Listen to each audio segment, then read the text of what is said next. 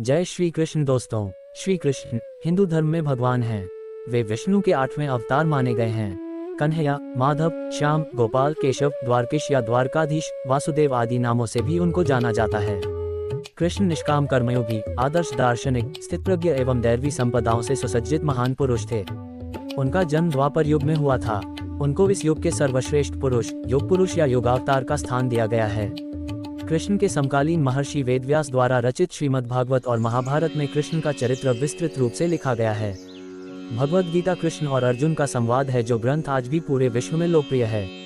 इस उपदेश के लिए कृष्ण को जगत गुरु का सम्मान भी दिया जाता है। कृष्ण वसुदेव और देवकी की 8वीं संतान थे। देवकी कंस की बहन थी। कंस एक अत्याचारी राजा था। उसने आकाशवाणी सुनी थी कि देवकी के 8वें पुत्र द्वारा वह मारा जाएगा। इससे बचने के लिए कंस ने देवकी और वसुदेव को मथुरा के कारागार में डाल दिया। मथुरा के कारागार में ही सावन मास के कृष्ण पक्ष की अष्टमी को उनका जन्म हुआ। कंस के डर से वसुदेव ने नवजात बालक को रात में ही यमुना पार गोकुल में यशोदा के यहाँ पहुँचा दिया। गोकुल में उनका लालन पालन हुआ था। यशोदा और नंद उनके पालक माता पिता थे। बाल्यावस्था में ही उन्होंने बड़े बड़े कार्य किए जो किसी सामान्य मनुष्य के लिए संभव नहीं थे।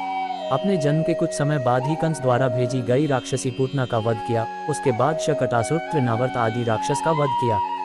बाद में गोकुल छोड़कर नंदगांव आ गए। वहां पर भी उन्होंने कई लीलाएं की, जिसमें गोचारण लीला, गोवर्धन लीला, रास लीला आदि मुख्य है। इसके बाद मथुरा में मामा कंस का वध किया।